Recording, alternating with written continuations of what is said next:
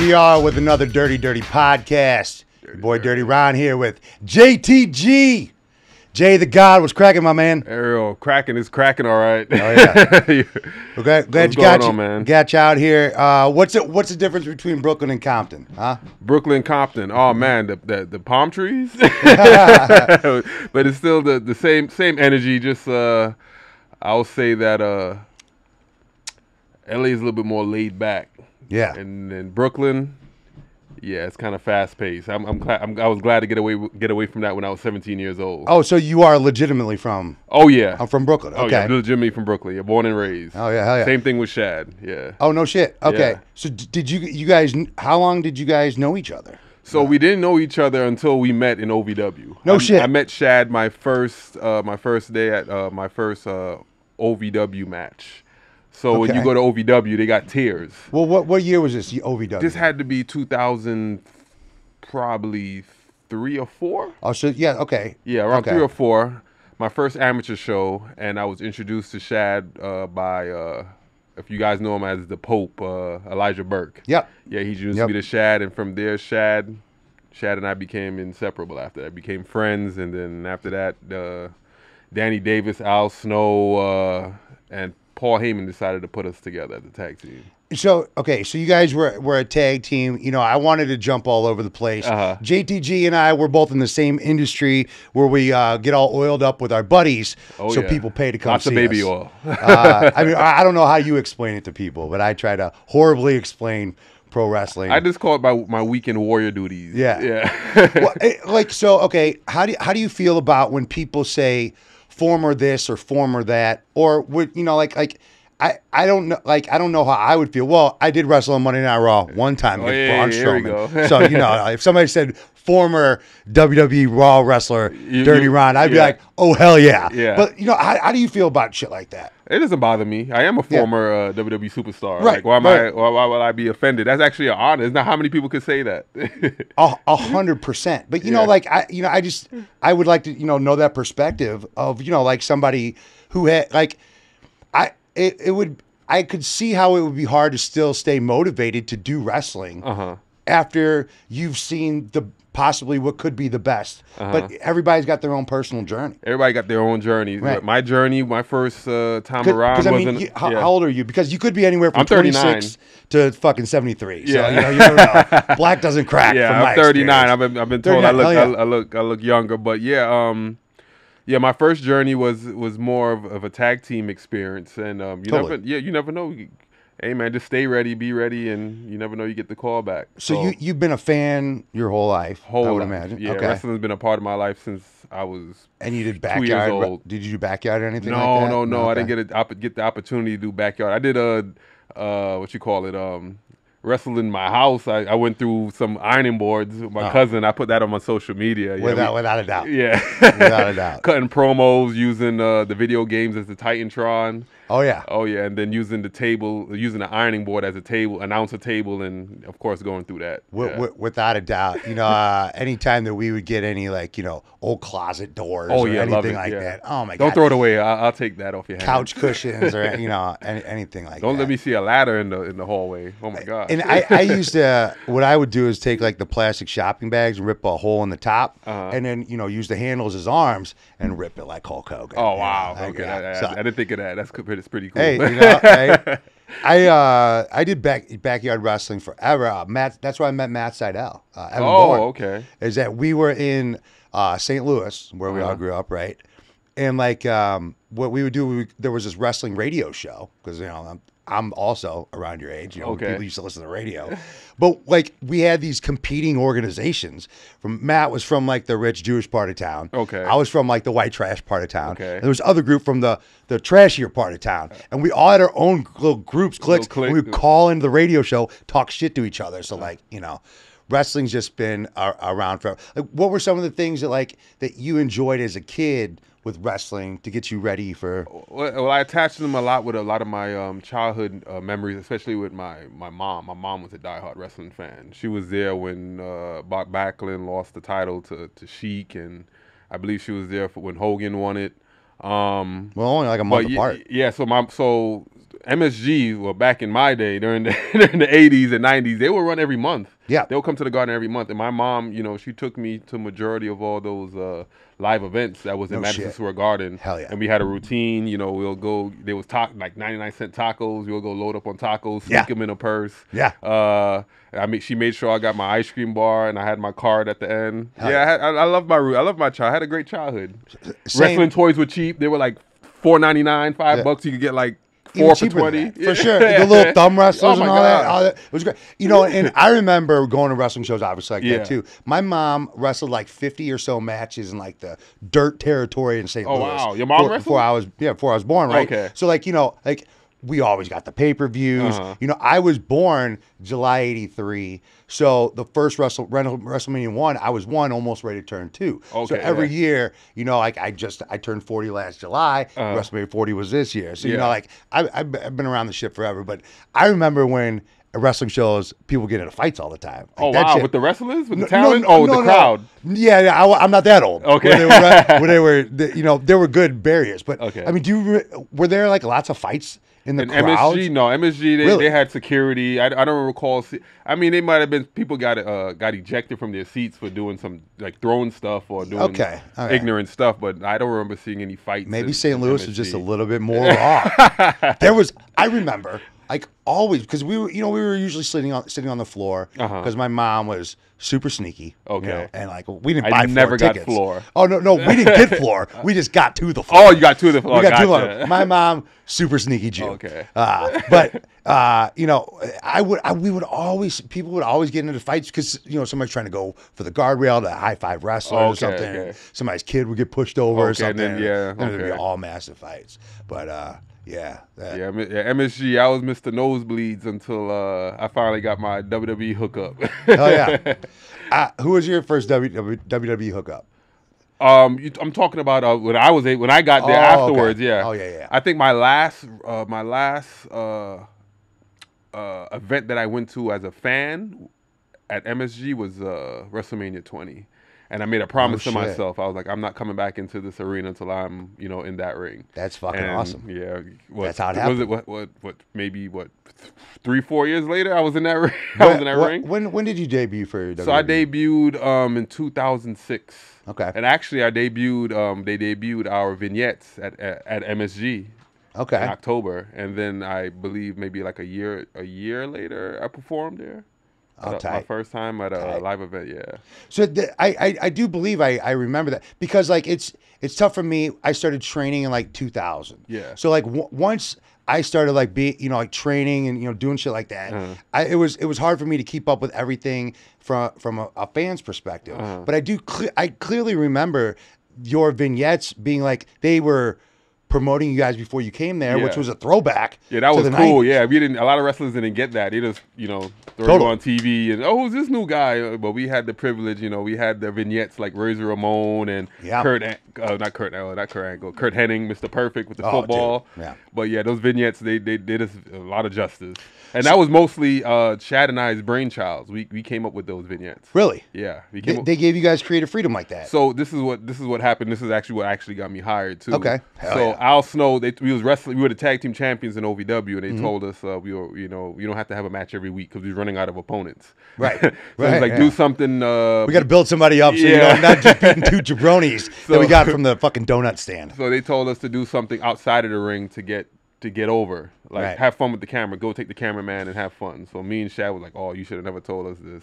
So we had a blast. So we got a cameraman. We just put some ideas together, stuff that we saw from in Living Color, stuff that we grew up watching. Yeah, and we made it our own. Totally. Yeah, and then inspired by. Yeah, we was inspired by that, and then I was told from the writers, like after I got hired, they told me that Vince saw we told Vince to watch your vignettes because it was so hilarious because the writers have to watch I was told that they have to watch OVW TV weekly, and when they was kind of like but when they saw Shad and I vignette, how much fun we had, the creativity, the imagination, they had to show Vince like personally, like Vince, you have to watch this. And it wasn't even, we didn't even have a match, no wrestling. It was just me and Shad being ourselves, having fun. And I look crazy as hell walking around with a bulletproof vest and a bunch of chains and a grill. Yeah. And I heard he got a chuckle and he said, I want them on my program. I want them on Raw. Do you think that you are the antithesis of him being bold enough to say the N-word, Vince McMahon? Jesus Christ! When you saw that, were you just like, what the fuck? Yeah, I saw him say that. Then I saw him rocking the do-rag after that too. It was like, you must have a little black thing on the side, a little side chick. You never know. Right. Give him a little taste, a little spice, and he had to. I just don't know. Put that on TV. That just shows me right there that like you have to only be surrounded by yes men for somebody to be like, oh, you know what? That's a good idea. That's a good idea. I don't know, but he said it in front of Booker T. I don't see Booker T as a yes man. Behind the scenes, Booker T is a badass. Well, okay. I don't know if that's, but he said it in front of Booker T, so it's kind of like, So let's jump into this. Like, some of the stereotypes in wrestling. Yeah. We talked a little bit before we started recording about how I think some of the racial stereotypes in wrestling definitely help build the morality play that is pro wrestling, right? So, like, where did your character in wrestling start? How do you, and then, how it evolved into Cryme Tyme, and how do you feel about that? So I'll tell you where it started. It started with my original tag team partner that wasn't Shad. It was somebody I started with in the amateur class. We were in the amateur class together, and we had an amateur show, and he had an idea for a look, just a look. He was like, man, stop wearing, you're not going to get anywhere with just these trunks and boots. Because I was like, at that time, I was like really fascinated with Chris Benoit and just wanting to wrestle, Bret Hart being a technician. He's like, man, that ain't going to make you no money. You need a gimmick. Totally. And then he told me about 50 Cent in the bulletproof vest. We get some chains, we get a grill. You from Brooklyn, you wear the Timbs. Brooklyn. You represent the East Coast, and he's going to represent the Dirty South. His name was going to be Dirty. And I was like, you know what? I love it. Yeah. We did it. We blew our, we were the main event in an amateur show, and we blew the roof off. We had a great match. We had such a great match. We got a tryout match with WWE. Hell yeah. That didn't go too well, but everything happens for a reason. And then after that, he had some personal issues. He after that tryout, it kind of like really, hit him hard. He thought that was his only shot. But I hung in there. They didn't really have any plans with me. And then Shad had finished running championship title storyline with CM Punk, and that came to a close. Okay. And I believe Paul Heyman and Al Snow and Danny Dave put us together. So I had the look. Right. And then with how Cryme Tyme came about, we had the look, but when we decided to do those vignettes, we need some character, some personality, and that's when that all came out. Stuff from our childhood. And then when we got to WWE, we had a meeting with Vince, our first meeting, and he said that he loves what we're doing. He doesn't want to change it too much, but he wants us to be more. He wants us to come up with more backstage Dave Chappelle type backstage segments. He loves Dave Chappelle. Totally. Dave Chappelle was hot at the time. Exactly. Totally. So yeah, MySpace too was hot. Shout out to MySpace because What on MySpace? Yeah, but he said he wanted a lot of Dave Chappelle type backstage gimmicks. So yeah, we watched a lot of In Living Color. Dave Chappelle helped a lot, and we just put our own little twist on it, and that's how we came up with I had the look originally, and then Shad eventually adapted the look because he was wearing biker trunks and and wrestling boots. Yeah. And then we started doing live events. They started seeing us together. He's like, you know what? We want you both to have the jeans and the Timbs and the street look. And then he didn't want to do it, but he was like, all right. I mean, I feel like that's what wrestling is. Coming from the stand-up comedy world, like when you go on stage as a comedian, people already immediately know what they think you should be talking about and how you should be talking. So like if you go up there with a certain, the way you carry yourself or dress a certain way or your cadence or your volume or all those things, that all goes into your performance as a stand-up comedian. So like it's just like, all right, well, when the audience sees somebody, what do they kind of expect already, right? And then it's like it's so easy to guide them into what do you want me to be? Well, I'm already being the thing that you think that I am. And this makes it easier for storytelling. So have you guys being a very stereotypical to the general population of this is the way that black people might be portrayed in a lot of and a lot of forms of entertainment. Yeah. How did you feel about that? Like, at the time I was 21. Yeah. And at the time, and training in OVW, being in Kentucky, I'll be honest with you, I didn't even read that contract when I got it, man. I just wanted to be out so bad. Oh, yeah. And I signed the contract, and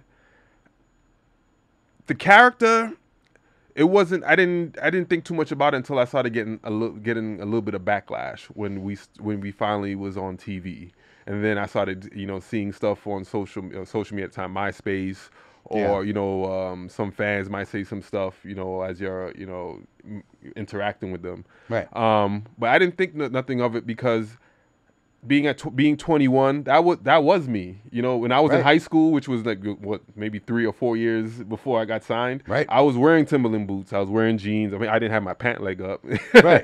But yeah, that was me. Just take the shirt off, and you would have had the high school me would have been JTG, and it was just with the volume turned up. I had the camera on. I saw that red dot, and I'm totally 360. Like right now, I'm chilled and laid back, but when that red dot comes on, I turn on. Turn it up. Yeah. And that's what makes the ability of a wrestler better than a lot of other types of entertainers. Yeah. And I say this all the time. I've been on set doing commercials or small time movies or whatever. And and they take so many takes. Yeah. We do it. We do comedy, action, drama, improv, stunts. One take, 360-degree audience. And if it's a little hot or humid or we're a little sweaty, I mean, half an inch, and somebody's paralyzed or even worse. Mm-hmm. So like the ability that we have to not only that, but make people feel something that isn't real and make them feel like it's real, or at least be able to lose yourself for a small amount of time while watching that. That's a lot to accomplish. They already come in knowing that it's not real, and then to pull them in to make them feel like you're involved in something. Yeah, we have a tough job, but we, the ones that do it well,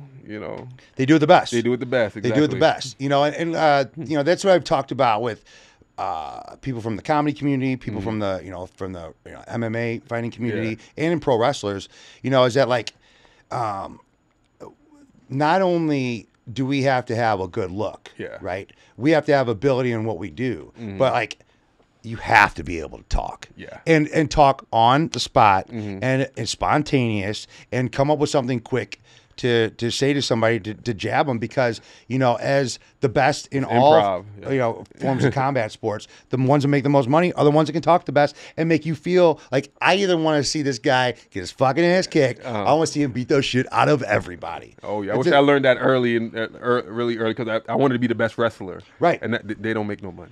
Well, and of course, like as you're younger, you're like, and it's so funny now seeing it from the other side. When we were all young, we were like, oh, you old guys are telling us not to do all these moves because you can't do them, because you can't go as fast as us. And now I'm like, oh yeah, they were right. Yeah. They were fucking right. They were right. Ain't that the truth? About face. Okay, so faces and heels in wrestling these days. I feel like nobody can be a good heel because everybody's afraid of getting canceled. Oh yeah. Oh, times has changed. Like back in my day. What do you do to get over as a heel now? I mean, you remember people would get into fights with wrestlers. Like, the audience would get into fights with wrestlers. Have you ever been on a show where somebody tried to come in the ring or come in the ring on you? No, not you yet. Haven't? Not yet. I'm looking forward to it. Not you yet. Are? Okay. Oh yeah. Well, okay. What do you think you're gonna do? Oh, I know exactly what I'm gonna do. I've seen a lot of videos that I pop for. Yeah. So I'm waiting to get my shit in. Okay. Tell me your story, because I've got a great one. Well, I'm just tell me what you would do. Oh no, I'll probably If it depends on if it's a female, then absolutely not. For sure. It's a kid. And if it's a grown man, yeah. My size. I want somebody my size. I don't want somebody to be like, oh, he was a little weakling. You took him down. Let's play this out. Okay, in your head, how does this go down? How would you see something like that going down? Spear tackle. I've been wanting. No. Okay, so guys in the audience talking shit. Yeah. Okay. Oh, okay. So I thought you meant I was in the ring and he ran. No, you're in the ring. Guys outside the ring talking shit, and then you say something back. Yeah. And then no mind. He gets balls and fucking decides to come in the ring. How do you envision him coming into the ring? And then what happens? Okay. How does he get in? Okay, I see him sliding in. Trying to be cool. I see him sliding in. And that's probably like the worst thing you can do, because I have the advantage. Like once I'm in the ring, yeah, and you have to come in. Oh yeah, it's like you're already lost. I'm with you. Because I played this out a million times. I've actually played this out in real life. Oh, okay. So when you hear how this went down, so in your mind, he slides under the bottom, which is, honestly, that's the smartest one. It's the smartest one. It's the smartest way to get in. If you think about it, because if they come through the ropes, I mean, you're gonna know right away. You gotta step onto the ring and then through the ropes. And then what are they putting through the ropes first? Their fucking head. Right? Right? Yeah. Okay. So what are they going to do? What are they going to big show it and go over the top? No fucking way. Absolutely not. So the smartest way would be to slide under if they were going to do this. Okay. So guy slides under and you don't stomp him immediately. You wait for him to get up. No, I'm not going to wait for him to get up. Absolutely not. You said spear. Well, yeah, you know, yeah, but if he slides under, if he's quick enough and he gets up on his feet, it's definitely going to be a spear. But if he slides in, I'll probably slide. I'm gonna give him some elbow shots. I'm not even gonna waste my knuckles on this guy. So you're gonna like what? Shoot down at him. Yeah, I'm shooting. Yeah, definitely shoot at him. Yeah. Okay. Give him some elbow shots, some knee shots. You know, I don't want to mess up my knuckles. Yeah, I punched somebody before and it hurt me. That's my story. Yeah, spoiler alert. That's the end of my story. Yeah. But I remember watching like WCW '96. Motherfuckers would jump into the ring all the time. It's like, man. What you have to make an example. You can't have that. I'm trying to put 100%. 100%. Yeah. So here's my story. This was at my warehouse. There was like 120 people there. This was like early 2021, so it was like still while COVID restrictions were going on. Yeah. So we were running these underground shows. And there was, like I said, 120 people in my fucking thing. And this guy wanted to ruin the show. I'm down for hecklers. Please heckle. Yeah. Like, please come to a show and heckle. Please. I love that. Yeah. That's the best, right? Yeah. Because that's what the fucking wrestling's all about. You can't do that at church. You can't do that at a comedy show. You can't even do that at a rock show. I want you to talk shit as an audience member. Get it out, you know? So this guy talking shit, but he's trying to ruin the show, right? So at this point, I go, hey, buddy, either you can shut the fuck up or you can come in here and I'll shut you the fuck up. Thinking that he would go, right, and not do anything. Yeah. So he hands his buddy his beer, and I'm like, oh no, god, because I don't want this to happen. Yeah. I'm trying to talk shit and shut this guy down. Yeah. I'm not trying to fight. Yeah. So he starts handing his buddy his beer, and I go, listen, man, I know you think this shit's fake. I know you do, but if you come in here right now, I'm going to fuck you up. Yeah. And so he's like, okay. He had a bunch of choices. Yeah. He's like, you know what I'm gonna do? I'm going to go into this ring. And I think this is part, like, I have no idea what this fucking guy was thinking. So he comes in. Yeah, security? Any security? No security. No, not really. Yeah. I mean, maybe there was. Maybe some friends, who put some shirt on. If he's watching, there was. We had insurance. So then he's coming in. He steps his foot on the fucking, on the apron. And then puts his fucking head through, and I'm like, oh, here we go. So I fucking reach down like I'm trying to touch South America. Okay, like I'm fucking down here, and here I come with my fist, and at the last minute, I turn my fucking hand. I still got a bump right here. This was 3.5 years ago, and I hit him with the fucking top of my hand, and he starts gushing from his eye. But this motherfucker, bah! And then he fucking falls back. He tries coming in, gets stopped by the rope, right? And then he tries coming in again, and I put my foot on his chest and kick him into the second row. Yeah. He tries to come in a fourth time, and I square up and I look at him and I'm like, dude, stop. Dude, and I go, hey, brother, you're bleeding. Because at this point, I feel horrible because this kid's embarrassed. Yeah. His ego is trying to repair whatever damage. Yeah. And I'm like, dude, you're bleeding. He goes, I'll take a bleeding. I go, oh my God. Oh, gosh. And then finally his buddy grabbed him and got him out of there. And I was like, dude, come on. Yeah. I'm like, what the fuck? But I mean, when I played it all back and I was like, well, I had to do what I had to do. I literally told him, hey man, this is not part of the show. Yeah. I will fuck you up. And he's like, great idea. Sometimes you got to protect the business. But what was he thinking? He put his head through the rope. Did he think that I was going to let him in the ring and we're going to do this fair? Yeah. No, absolutely not. Also, you're in my world now. Keep your head on a swivel, big dog. You want to play ball? Let's fucking play ball. Yeah, that one with was it Stone Cold and Hunter Hearst Helmsley? Oh, yeah. That was a good one. I like that one. That was a good one. And the ref even got some kicks in. Hunter got in on that shit. So, I hate that I'm sticking around some fucking racially charged shit, but I do want your opinion on this.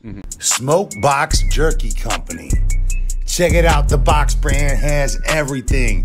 Mushies, medicated jerky, scissor, Nerd Rope bites, all sorts of mushy gummies and chocolates. You can get them on Instagram at Smoke Box Jerky Co. sddank.com. If you're looking for anything related to dabbing, SD Dank Quartz has everything you need. From custom, unique designs to the hottest styles on the market. All at affordable prices. You can go to www.sddank.com and follow at sddankquartz on Instagram for the most up-to-date information and dab lifestyle content.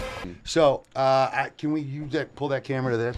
So, my old promotion was called Fist Combat. Yeah. And this is my logo. Oh, okay. All right. Can you see that? Actually, put it back that way. On that way? Okay, Fist logo. It looked like the Black Panther thing. Yeah. When 2007, when my cousin picked that for my logo, I had no fucking idea. Okay. Right? Because it's 2007. I wasn't Googling all the time. Yeah.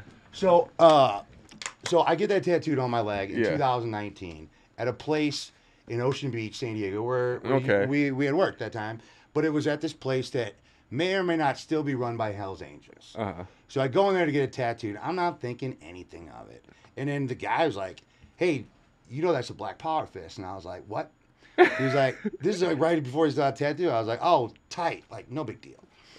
So I'm doing drive-in wrestling shows in like, when the pandemic was happening, right? And so the first week that we do them, the LA Times hits me up. And like this guy, Robert Gauthier, some shit, he's a photographer. Yeah. And he goes, hey, I'm a photographer for the LA Times. I want to come down and take some pictures of your event next week.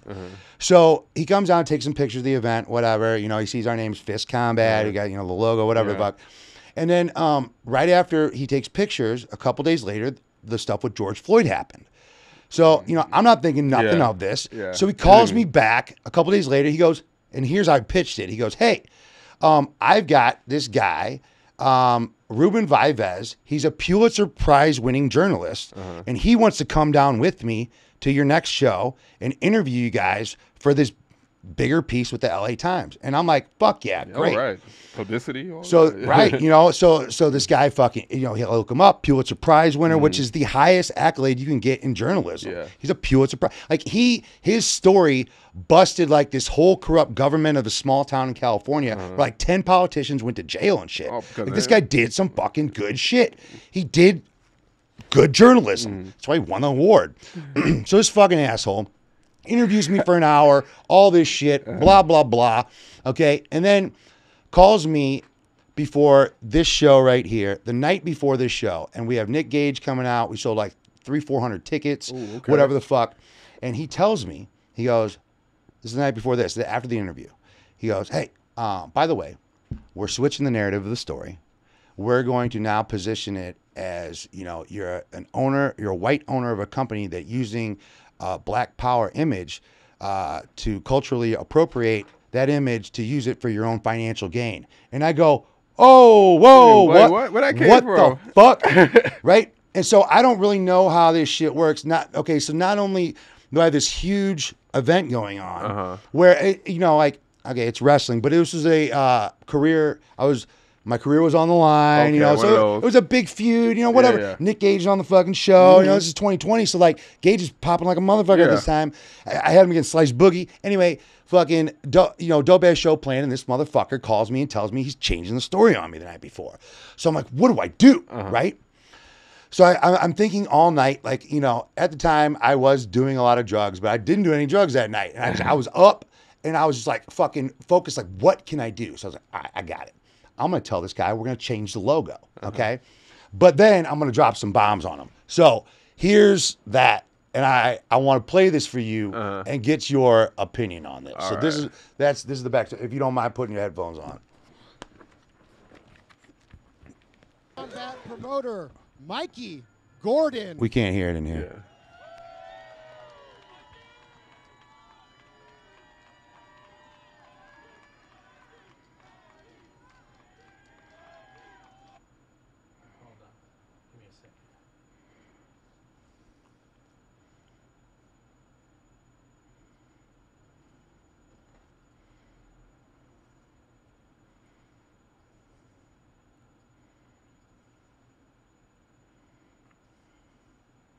So I basically tell this guy, you know, hey, we're gonna change the logo. You know what? Actually, I don't think I told him we were gonna do that. You just did it. No, yeah, okay. So no. Well, you'll see what happens. I told all the wrestlers, I go, hey, don't fucking talk to this guy. I go, he's gonna want to talk to you, but don't talk to him. Okay. Like, don't fucking say anything to this guy. We can't hear. Yeah, I know. Okay. Cool. Give it up for Jackins, everybody. Fuck yeah. Today is a very special day. I appreciate you guys for coming out here today and joining us. Okay. Yeah. Today we have some very special guests with us from the Los Angeles Times, a very reputable and prestigious media outlet. Give it up for the LA Times. So you can see our old logos up in the top left corner. Yeah. Okay. Right now, they're doing a story on us here about wrestling during the worldwide pandemic, and we have something to unveil. Right now, I'd like our guest of honor here tonight, Ruben Vivez from the LA Times. You made him do it. Oh my God. Where's Ruben at? So I tried to get him in the ring. My ex-wife is standing behind him going, Hey, hey, you gotta help me get do in the this. fucking ring. You gotta help me. Oh, come So on. he's No, back hey, there. Ruben, He's pussyfooting. Ruben, And, yeah. Ruben. He's like, Come And I'm on. like, come on. Yeah, no, come on. Hey, the LA Times can't be scared of wrestling. Come on, man. I don't bite. I don't bite. So Come on. I planned this speech for Come on. fucking 12 hours, exactly word for word. And I hit every word. Did he get in the ring? Oh, yeah. Of course he did. Because I got the audience behind me. What is he gonna do? Stand there while they're all cheering for him? No, I know how to Come work on this in, shit. man. Hell yeah. Fuck this guy. You don't even see it coming. Has no idea. So part of what the LA Times is doing, He knows is he's bringing fucked. light to some things Kind of. that Fist Combat might have been a little blind to. So in light of all of the shit that's going on in this world, it was a very conscious decision for us to change our logo here at Fist Combat. And here today, Ruben, I'd like you to help me unveil our brand new logo. There we go. Hell yeah. The LA Times came down here to do a story about wrestling during a worldwide pandemic. However, yesterday, Hold on, pause Ruben it. gave me a call. So to let me rewind know- it 5 seconds. So rewind it 5 seconds. His He arms are goes, folded now. oh yeah. He went from okay, I'm here to arms are full, like oh yeah. shit. Body Right when I go, language change, yeah. dude. What? Here's where it wrestling turns. during a worldwide pandemic. However, However, yesterday, Oh, the however did it. Yep, that's a he trigger gave me a word. call to let me know that they're changing the story to talk about me as a promoter, as a white privilege, cultural appropriator that is taking a black power symbol and using it for profit. However, you guys know me. That's not what we're about, and that's not what we represent. Wrestling is not about dividing people. Ruben is a Pulitzer Prize winning journalist. Shine him up a little bit. Ruben has Oh, yeah. power as a journalist. Where's the to cutoff? knock But him down. Ruben's decision Wait for the cutoff. to take this story and use it to race bait and divide people Cutoff is right exactly there. what we don't need in this world. Bringing some heat. Because it's pro wrestling transcends race, religion, culture, creed. It doesn't matter what color you are or what you speak. Wrestling unites people. Wrestling is for everyone. Fist Combat is for everyone, Oh, except for the LA Times. So what I want to say, Ruben, is that I respectfully decline being part of your race baiting bullshit story for the fucking LA Times. Okay, Squash I'm match. done. I'm even not a being hope part of that spot. shit. oh, what? There's more. You Give have him a the mic at least. responsibility as No. a journalist to unite people. And instead, you chose to take the angle to divide people, and that's fucked up. The media has a responsibility to us as humans to show what is really going on. We are putting on shows to entertain people during a worldwide pandemic. This has nothing to do with politics. This has nothing to do with bullshit, race issues. We're fist combat, and wrestling's for everyone. It's your responsibility to talk about the symbol that we use, but it's also my responsibility to not let you fuck me, not let you fuck wrestling. So, respectfully, I'm going to tell you, the LA Times, and everything you represent to kiss my fucking ass. Did he ever do it? Did So, ever do that? Oh, hold on. Yeah, Because I have a humongous match tonight, I'm going to ask you to leave, see yourself out, go back to LA, go to your editor, tell him to take my fucking nuts and run that story. and guess what? And he got in his car and he drove back to LA. And 6 months later, they ran that story the original way they were supposed to, as an awesome fucking show during the pandemic. LA Times, you redeemed yourself. Well, they had no choice. I told them I'm not part of your story anymore. Yeah. I had no idea. And then fucking dude, I was hot. I was hot. Were you a babyface that night or a heel? Because you what turned do you into a think? babyface. You know, what do you think? Like, so, you know, yeah, that's what's up. You know, I told him fucking to fuck off. And that was the one and only time we used that logo. We went right back to the old logo right after that. But you know, isn't that fucked up though? Like the way that it's like the LA Times. To me, it was like, man, why do we got to make things that divide people? Mm-hmm. You know, rather than unite people. Yeah. Because that's what pro wrestling's supposed to be about. Is bringing people together. Absolutely agree. That's what I mean, how do you feel about the media and how they fucking? Well, you know? that's what they do. I'm not surprised. Yeah. You know, they take stories, they twist it. I had my run-ins with editors before, and well, not in that capacity, but I've seen some of their dirty work and dirty tricks. Man. I'll give you one example. I'll give you one story. I actually put this in my book. Somebody from the WWE magazine called me to do an article. This was years ago. This was when I was still with the company. To do When did you stop working with them? 2014, I believe. Yeah, 2006 to 2014. Man.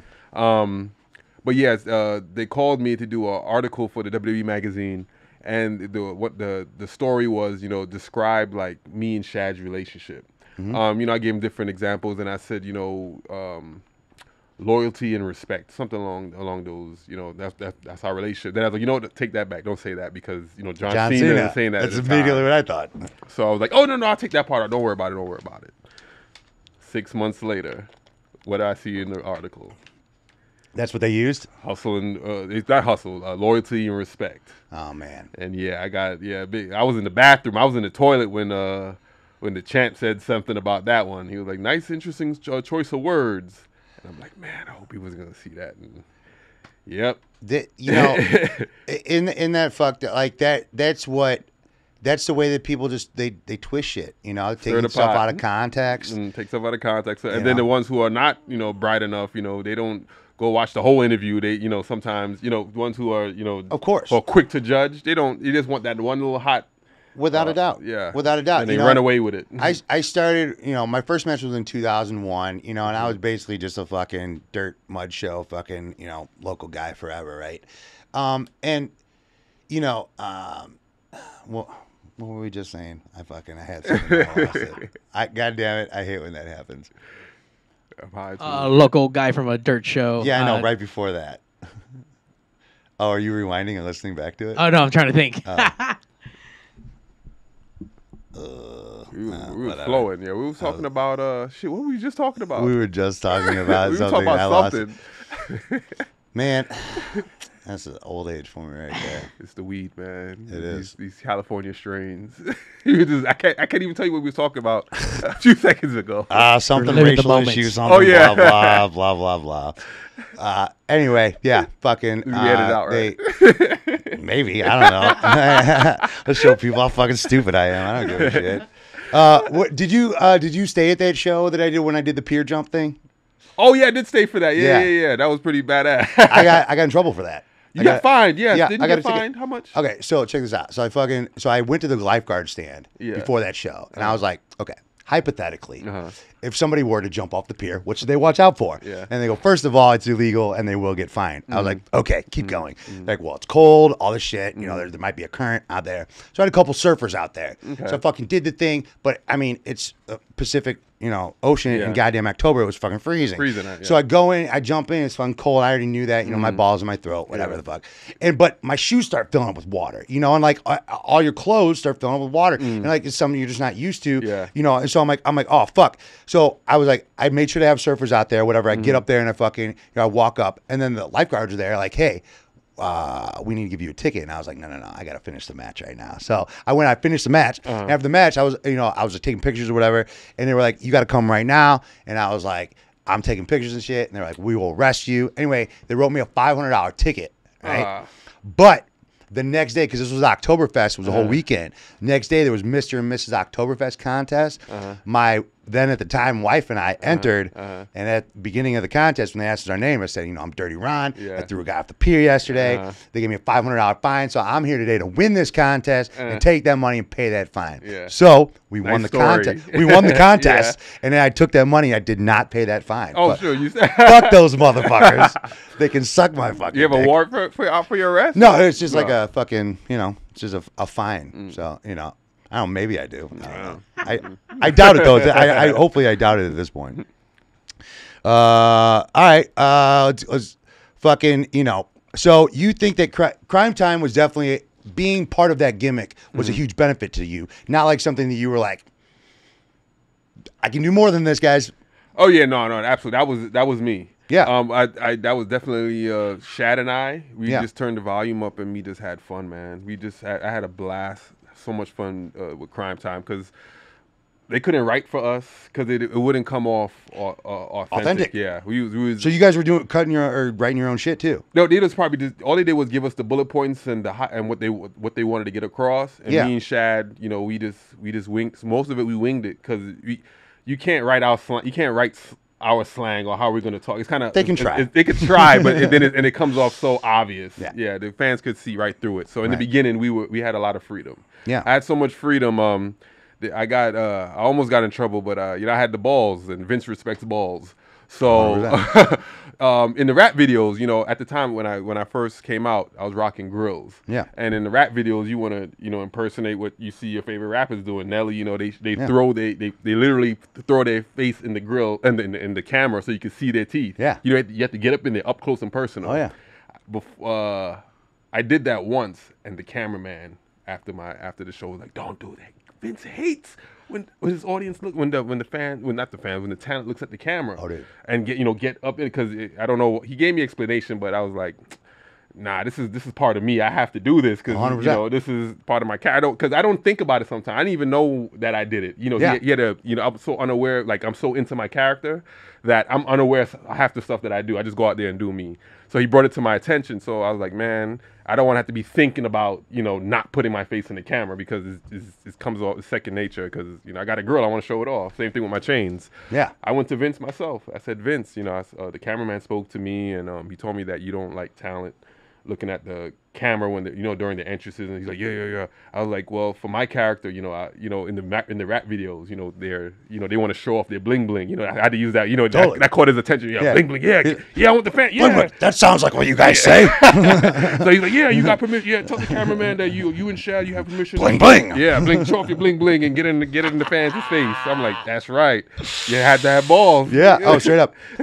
I have a extremely similar story. So I told you I wrestled on Raw one time. Okay, this was during when Braun Strowman was fucking people up. Right? Yeah. So it was me and this kid Marcus Lewis from NorCal. Okay. We were the second brother interracial tag team in WWE history after the Dudley Boys, right?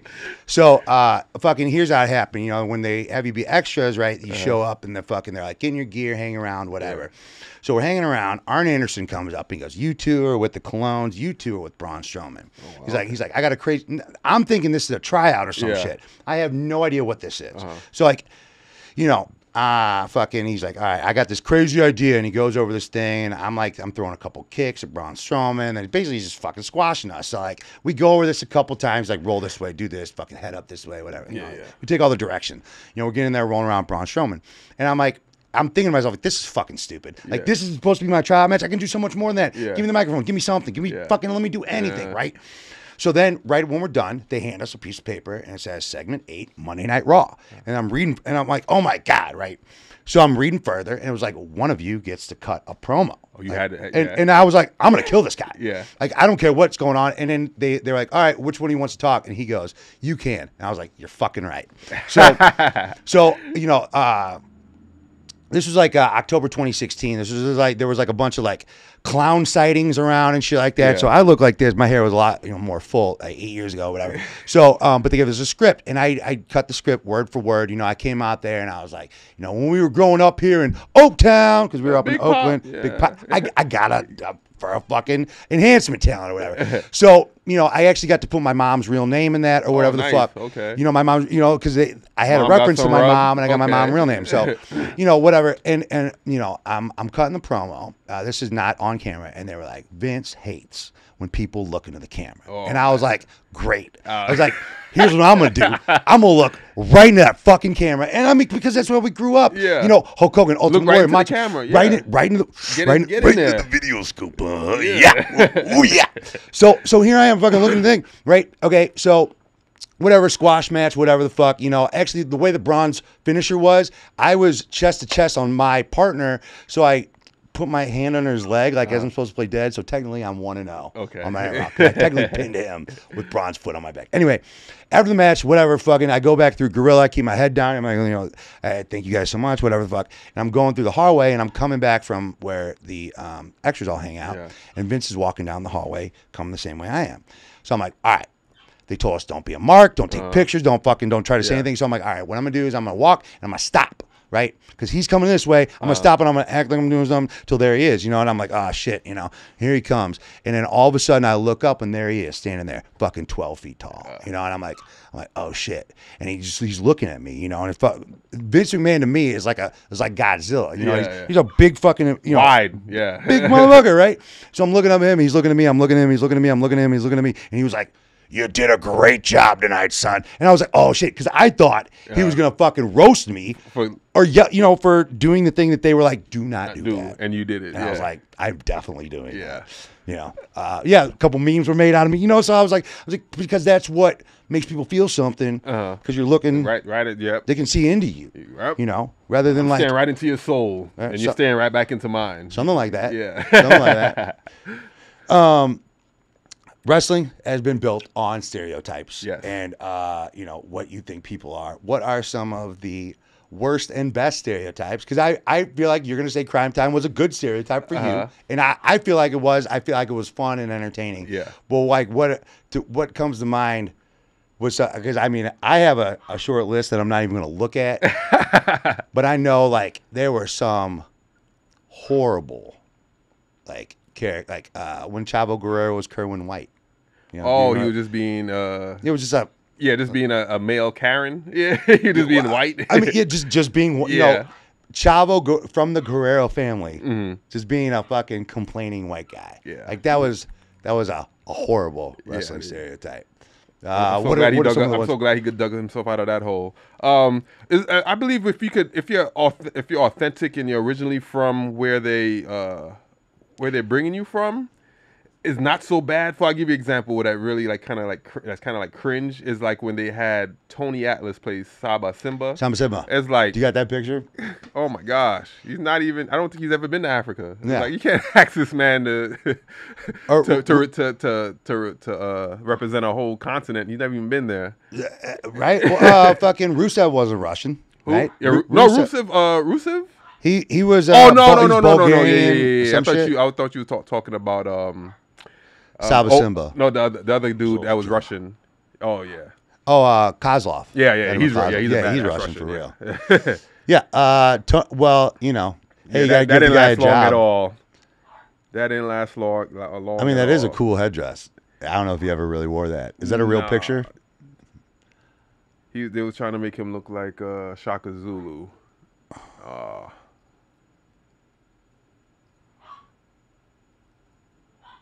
Well, there's lists of these all over the internet. You know one that I thought was cool, And you know, like any person that looks at it could go, "Oh, that's fucking really racist." Was the Mexicools? Oh yeah, Right, they were like with the lawnmower. They're coming in on the lawnmower and shit. I was like, you know, like to me, that's the shit that makes wrestling. Yes, outlandish. You can't see that shit anywhere else. You have to grab your attention. Right. You have to grab your attention. We have to be over the top because it makes our story much more simpler. I mean, it relates to people. So either Mexican people say that and they go, "I can relate to that," or they go, "I fucking hate that," and they want to see them get beat up. Right. And there you go. You're paying money to see them get their ass whooped. And I mean, like, so I understand some of the bad racial gimmicks, but it's hard for people to even take a chance on that these days. Yeah, I know. To get canceled. With social media, everybody want to cancel somebody. Oh man. The Quebecers, weren't they just like Mounties? Or they were just like Canadian officers? Yeah, and they carried around shotgun. little flags. That shit was fun. How about so we're around the same age. What did you think did you even give a shit when Sergeant Slaughter went from American fucking G.I. Joe to Iraqi? I actually enjoyed it as a kid. Of course. I got to see. It gave Hulk Hogan a great enemy. Absolutely. He did his part. Yeah, absolutely. I loved it. You know, I think the racial stereotypes in wrestling, yeah, they're amazing. And that's what I believe with entertainment industry, especially wrestling. They mirror society's what's going on in mainstream. They just mirror it. For sure. Yeah, so if society's acting racist, wrestling is going to mirror that. You know, right. They're just going along with the times. What do you think Hillbilly Jim would look like today? Oh man, he'll probably. Would he be carrying a fucking tiki torch and fucking? Actually, wearing no. a He MAGA probably hat? look like Kid Rock. Probably look like a cooler Kid Rock. I don't know. If you listen to Kid Rock these days, he is super one-sided on his political views. I don't, not that I care either one way or the other, but yeah, like having a name like Hillbilly Jim, like that, this day and age. Yeah, it's not gonna work. Yeah, everybody's scared to take a chance. Everybody's scared to take a chance. I feel like, like what. Are there even any gimmicks out there that really rely heavily on race or? Well, shit. Right now, the bloodline, you have to be Samoan. Except Sami Zayn. Honorary a Canadian Muslim got in there. Yeah, he was sneaking. Another stereotype that I enjoyed, The Godfather. I enjoyed that one. The Godfather. Oh, the Italian. The pimp. Fucking The Godfather. Oh, The Godfather. I'm thinking the movie. Yes, The Godfather. Oh, yeah, yeah. That was. Oh, I love that. Fucking Papa Shango, baby. dude. Right. Muhammad Hassan. That guy got a fucking bad rap, man. Like they fucking let that guy canceled before they was canceling, right? Yeah. I remember that too, because they made like a huge deal. It was right after the fucking some bombing in London or some shit. You were there, right? I wasn't with the company. I wasn't with the company yet. I was still training at the time. Okay. Yeah. I remember that because I was training with him, and I was watching somebody who was from OVW get this big push, and I'm like, wow, that was inspiration. Seeing somebody who you was rolling around with. Now they're. I thought that was later than it was. It was early, huh? There was like 2003, 4 somewhere in there. 5 maybe. It was early 2000. Yeah, 2003 or 4 because 2003 or 4. He only did like one Mania, and that's when he came out for Hollywood. Yeah. That was for 21. Yep. Yeah. Mm-hmm. So yeah, that was right around that. Yeah, 2005. Yeah, crazy. Yeah, he didn't last a year. It's wild too because it's like all of a sudden that stereotypes were not accepted in pro wrestling. It was like that. That's when it was like, wait a second, don't you guys know this is a character, right? Like. Hey, if you fucking fuck something up, like just go back and apologize for it, and everything should be cool. Nope, the guy want to ruin your life. He was completely out of wrestling, right? I mean, like right after that, like kids, how do you come back from that? Because they had to distance themselves from him. Yeah. Right. Yeah. And then he's not even Muslim. He's like Italian or something. Yeah. Crazy. It's like you can't even fat shame anymore. Like Rick Rude, he couldn't do his shtick no more. Oh my God. He was find the fattest way. Like, you hog, you want to look like me. You can't do that now because they're gonna be like, oh, he called this person fat, and now they don't want to leave the house. It's like Rick Rude would have been. There'd have been no Rick Rude. If one of my bits in comedy is like, yeah, we all remember comedians back in the '80s that could say anything. What would they sound like today? Like Rodney Dangerfield would be like, hoo, I never get any respect because I found out in order to get respect, you gotta give respect, equality. Like, no, that's not funny. No, it's not funny. Or Andrew Dice Clay being like, hickory dickory dock. This bitch was sucking my cock, but I asked for consent first. Like no. Yeah. It's funny when he was forcing that one, right? Yeah. No, but like the things that we grew up with as kids that like, man, like. How come we can't distinguish from what is fantasy in a play world? Some people know. They just want to steal the joy from other people. They just want. I mean, I learned this term from wrestling. It's the vocal minority, and that's what's been has been captivating the minds of everybody these days. Is one or two people that have some negative thing to say, and then it's like and their voice gets heard the most. Well, and it's one of those things that become like a talking point, like something to divide people. To go, hey, how do you feel about this one way or the other? It's like, well, it's not that big of an issue. Muhammad Hassan is a character. He's Italian, by the way. And he said some racially insensitive shit because one of the writers wrote that for him. Yeah. Wrote that for this guy Tony from Italy, who's playing a character that he doesn't even really represent. And now he's like like a fucking high school principal or some shit. It's just like that sucks that somebody who dedicated so much of their life. He trained hard, man. He trained hard. And he looked amazing. For somebody that to give that much and then to just be like not only lambasted from the public, but it's like the company that told him to do that was like, get the fuck out of here. Like, you shouldn't have listened to us. Like, you know what I'm saying? What you doing listening to us? You know what we're doing. That was stupid, wasn't it? You know what? I wasn't there, but I'm sure he wasn't just like, okay, let's do this thing. This is awesome. Yeah, you know what I'm saying? Looked at the paper like, I don't know. Yeah, and they were like, hey, shut up. Do what the paper says. Get out there and do that shit. Imagine we couldn't get a feud like was it Macho Man versus Jake the Snake Roberts? You know what made that feud good when he put his hands on Elizabeth? Yeah. Tuesday in Texas. I don't know. That fucking snake bite fucking traumatized me as a child. Yeah, they can't do that now. Yeah. Dude, like the things that like why not though? Why can't we all fucking get over this stupid bullshit? Peter would have been calling, the snake was oh dude. Yeah. We got it out. Somebody would have gotten pig's blood thrown on him outside of a fucking show or some shit. So JTG, I know it stands for Jay the God now with a W in there and an A. Has it always stood for that? No, it did not. It definitely went through an evolution where we start process. And I know where we ended. So okay, we started as just too good. When I was back in OVW in my amateur days, we had weekly promos. And, I would always cut my, I believe at the time, I was the best in my class. Yeah. I kind of proved it. But, yeah, at the time, I believed I was the best. Who else was in your class? Oh, man, we had Santino Murillo came up there with me. My original tag team partner before Shad, he made it to ECW, Abraham Washington. Okay. So, yeah, we trained together. There's a few more. Trained also with Beth Phoenix. Who else was in there? There's a few more. A lot not coming to my head right now, but maybe like 3 or 4 made it to the top. But it was like 60 of us in there, and it was like only a handful. Made it to the big dance. But yeah, but JTG, I will always end my promos during our weekly promo class because I'm just too good. Something. La la la. Tell a story. Just too good. And then when I got the call up, when you're in OVW, when you first get to the WWE, you're walking on eggshells. Totally. Yeah. So I didn't want to do what you're told. Don't exactly. Don't rock the boat. I was humbling myself by not calling myself just too good anymore. I didn't want to get any heat. Like, you're just too good. Hey, everybody, this guy thinks he's just too good. Heat just like that. So it went from just too good to just that gangster or just too gangster. Okay. Yeah. All right. And then during after Shad passed away. And going through, there was a point where I didn't want to wrestle no more. I was like, I didn't want to be reminded. Going in the locker room was going to give me that, of course, trigger me and think about Shad, and that was something I had to come over and good old mushrooms, some DMT. Mushroom therapy. Oh yes, therapy. Yeah, no, and then after that, after I left that, I don't know I can't remember if it was a mushroom trip or DMT. I think it was a DMT trip. Yeah, I left that realm as Jay the God, and I was told.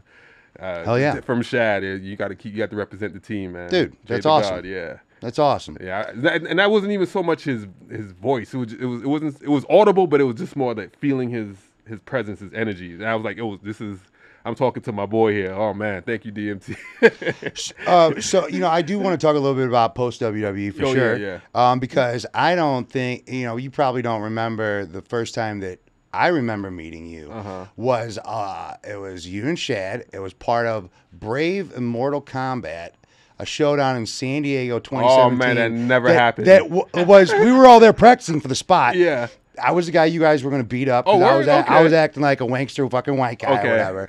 And like I had gotten fucking like some fucking shit, like a root issue in my tooth. So I was like on all the tramadol. Like I was fucking gone on tramadol. And then, like I showed up at the show and they were like, oh, this is going to be such a great show. It's a mostly black show or however he was promoting it. And then like 10 minutes before the doors were supposed to open, he's like, show's canceled.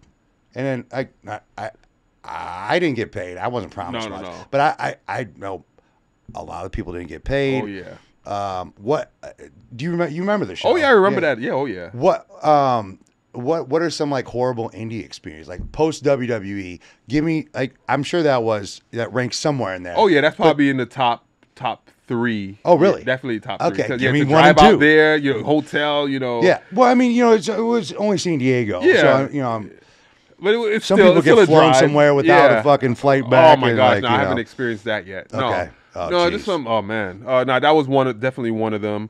A promoter. Because like everybody was getting ready for the show, and like everything seemed right. Everything was going. Ring was set up. They're like, all right, doors are opening in 10 minutes. There was a line of people. I mean, it wasn't a long line, but there was a line of people. But I mean, like just looking at the talent on the show, I'm sure his budget was so much more. I think he had. Yeah, I think he overdid it with the a little bit. Yeah, but he was trying to run an all black promotion though. It was like a one-time show, was it? Like a one-time? That was the only show. Yeah, but he ran it on a WWE pay-per-view and a Sunday. Yeah, it was a Sunday. Yeah. Yep. Yeah, you picked the wrong era to do that because now they're doing Saturday and nights. It's San Diego. It's like why are you going to do an all black show in San Diego? Doing it in an all black neighborhood. Yeah. You know. Well, don't do it in a Mexican neighborhood. You live and you learn. Well, he lived and he learned. So. He lived and he learned. I'll learn from his mistakes if I ever want to put on a show. Give me a shitty indie story. Any shittier than that? Shittier than that. Just having to like verbally threaten promoters who don't who don't pay you. Oh, I thought I did this, and it's like, no, we agreed on this amount. Yeah, that's. But other than that, I've had I had a smooth indie. There just sometimes with pay, but other than that, no one really fucks with me that much. So you and Chad obviously tagged a little bit outside of WWE. What were their goals post WWE, or was it just like let's rock and roll? Let's fuck I would think that it might be hard for some to stay motivated, like I was saying a little bit earlier, like after that, because it's like, all right, I made it to what could conceivably be the top of the mountain for a lot of people. Yeah. And now I'm done with that for the time being. Yeah. You're still young at the time, still young now. Yeah. But very young at the time. What motivates you to keep going, and what is what's up? So when I got released from WWE, of course I wanted to take a break because I was kind of like, when you get released, it's kind of like you have like, oh yeah, you're a little bitter. It's like you just wish how did yours happen? Was just like I got a call. Yeah, I got the call. I got cut, like not like we're not going to renew your contract. It was like my contract was up in like 3 months. Okay, I was just going to ride it out. I don't think I was going to resign because I wanted to take some time off. They knew that or something. I don't know if they knew that or not, but I got released with it was a group, like they released me with Drew, Brodus Clay. I can't remember. He's doing quite well on Fox News these days. Oh yes, he is. He's doing great, and also TNA champ. But I got released with that group, and I was a little bitter. But I knew that I wasn't, because I wanted to, because I knew my goal was to eventually be with the WWE, like end my career with the WWE. But I wanted to take a break, get away, away from the fans, get out of sight, out of mind, then come back, revamped. They can't love you if you don't go away. Exactly.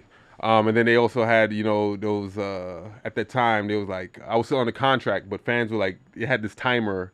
I don't know if you knew about it. It was like a timer, like JTG still on the contract for how long, like this. Oh, okay. And I would just play it. I had fun with it because it was like, why am I getting, some people will get like butthurt, like, oh, what did you want me to get released for, and blah blah blah. It's like fans are just having fun. It's social media. But they are also assholes. Yeah, they're also assholes. You just have to have thick skin, and I have thick skin. I don't like. It's kind of it comes with the territory. Yeah, it comes with the territory. We put ourselves out there a little bit. As soon as you tweet something, anything, oh man, you're gonna have somebody saying something negative.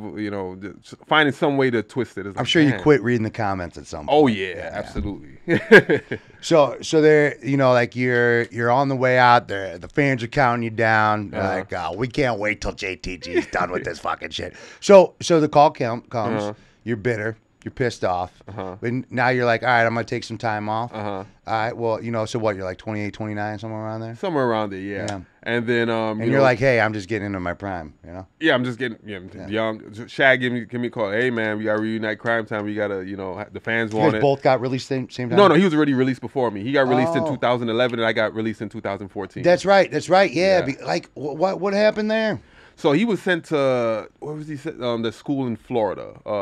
It wasn't called, FCW, because he just got out of a tag team. They wanted him to work big man style. Yeah, okay. I guess, and he wasn't. That's what they do with tag teams. Yeah. They're like, all right, well, time to split you up.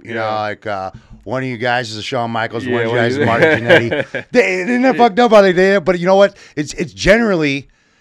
kind of accurate. And I think as fans, we all kind of know, and I'm not saying one way or the other, which one was you guys, you were the Shawn Michaels. Yeah. But, it's fucked up, but it's an accurate way to describe tag teams sometimes. Yeah. It's like, but now I think they do it a lot better where it's like, all right, we're not casting it a little away. Bit more. Yeah. Yeah. Make it something, have a plan with these guys. Yeah. But yeah, afterwards, we was gonna reunite Cryme Time, and then also pursue. That's why we moved to LA. We wanted to, get a little taste of Hollywood. Totally. Shag got a lot of, he's got a lot of offers and shit. Offers from Hollywood. Yeah. You've seen some of the stuff he's done. Or he did Get Hard. He was in there with Will Ferrell and Kevin Hart. He was in a DC movie. So yeah, Shad was doing a lot of audition. He was stomping the pavement with those auditions, and he got commercials. He did one AutoZone commercial. It was just a matter of time. Getting his own. It was just a matter of time. Brooklyn, doing the same thing, and but I kind of fell out of the Hollywood bug. I didn't have my passion for it anymore. I did it for a couple years when I moved out here. And I was like, this shit sucks. I was in a J. Cole music video. Oh, that's cool. I was in a few music videos. Cool too. shit. Music video, and then after that is like you can see that you only can make it past a certain Totally. Yeah. Well, and then you got to go for the audition, and then the callback, and then the wardrobe, and you're like, man, this is the fourth time I'm showing up. I'm not even talking about that part. I'm talking about you could do all that, but when you get to a certain point where it's like, okay, decisions have to be made, and I like looking myself in the mirror, so it's like I'll just bow out. I wanted to be an entrepreneur after that.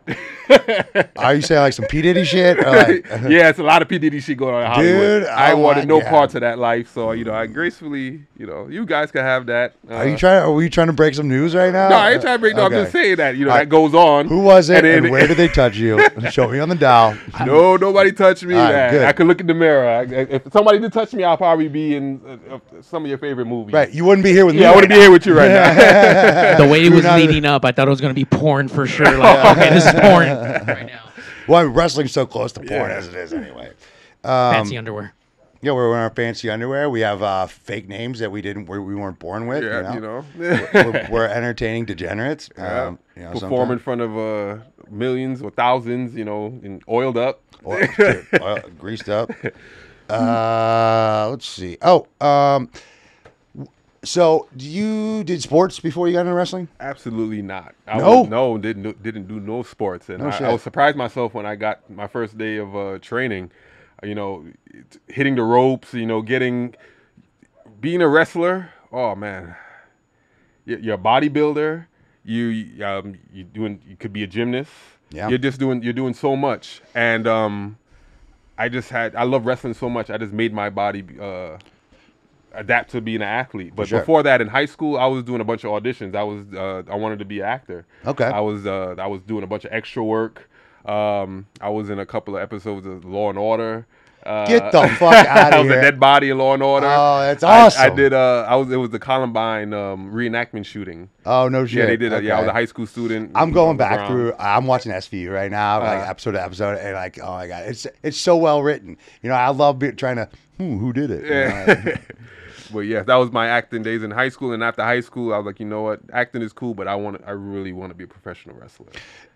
Hell yeah. You know, I wrote some questions, and I was like debating whether to act like somebody wrote them in, but no, they didn't. I wrote these. Okay. But okay, what would you say to a young wrestler who's getting in the business, who is pitched a gimmick that is some form of a stereotype? What would you say to them?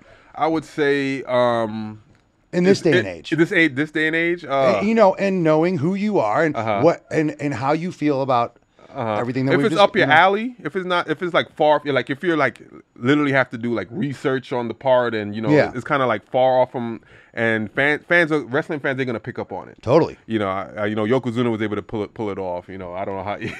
But nowadays, like it's really like to be authentic. Yeah. Like for our character. If somebody if you weren't authentic, you know, New Yorkers, they would let you have it. You would not even be able to enter MSG. You would be booed out the building. Oh, I mean, yeah. And I even those being are the toughest fans. Being from Brooklyn, my first time walking out to my theme music MSG, I was like, are these people gonna boo me? Like I didn't know. You never know with East Coast. You don't know with with New York or Philly. Those two crowds right there. Totally. Oh man, but because Shad and I was authentic and real. They loved it, but if it was the other way around, yeah, it would have been really bad. They would have been offended. I would have got canceled. Totally. Without a doubt. So I recommend, you know, make sure the characters, if you're gonna do something stereotype that might touch, you know, that might offend some people, at least make sure it's true to yourself. You know, you're not going out of your way to offend somebody. It's you, but you just turn the volume up. Totally, without a doubt. Yeah. Let's see what other fucking you know, this was a great conversation, man. You know, time flew by. What time? What's the time? Hour 10. Hour 10. Oh wow! Hell yeah, that's what's up.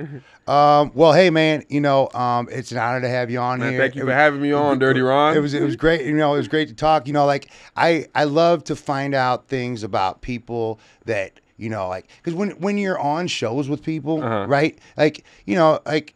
You might get to say hi, you might get to talk for a minute, you know, like with our dynamic, you know, it's been like, you know, you showed up, I'm like, here's what I need for the match. I got to go do 5,000 other things. You got to put a whole show together. Yeah. But it was time to mingle, drink a bit. Yeah, you know. It was great to, you know, get to sit here and talk with you, man. Same here, man. Likewise. No Thanks for having me again, man. I appreciate it. And so, you know, with wrestling, you know, you're 39, still hella young, still in amazing shape. Yes, thank you.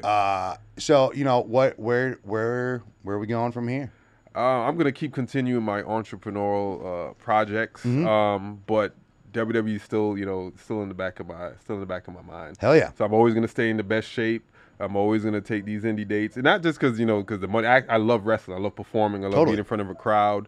I love perfecting my craft. You know, so if I ever do, you know, I keep saying when I do get the call, I'm not only do I look the part. You know, mentally I could go in there. You know, totally. Give them an hour match and not think nothing of it is second nature. Where would you see yourself fitting in? It would definitely have to be top mid-card or mid-card. Yeah. I definitely see myself after all these years of being on the indies, you know, being in the main event, being put in the spotlight, being in the highlight, being the champion. I could definitely talk the part, look the part, and I got years of experience. Totally. Yeah. So WWE.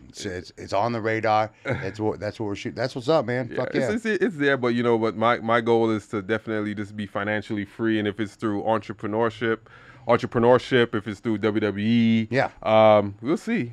Yeah. I haven't clocked in for somebody in almost 15 years. Oh man, that's a great feeling. I wake up to an alarm like 20 times a year or so, and it's almost always for flights. You know, it's like, I live by the beach. I'm not married, no kids. You know, it's like that right there to me is the fucking dream. You are living the dream, brother. Right? You know, like it's like, hey, I don't want somebody to have to do something that doesn't sit right with me to please somebody else. You know, like I started believing in myself. Like, I got the skills to make something work. I can figure out. You can figure it out. Something. I can talk. I have charisma. I can be persuasive.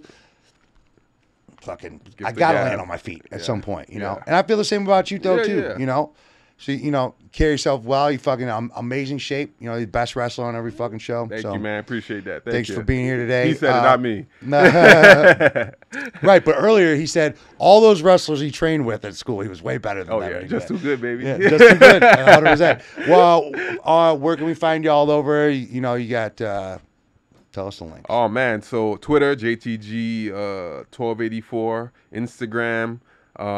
Keep up to date with me on there. What's JTG 1284? My birthday, December 1984. And on Instagram, you get the date. You get 12/10/84. YouTube, I started my YouTube channel at the beginning of the summer. It's doing great. You do a podcast? Yeah, no, I do not a podcast. I do.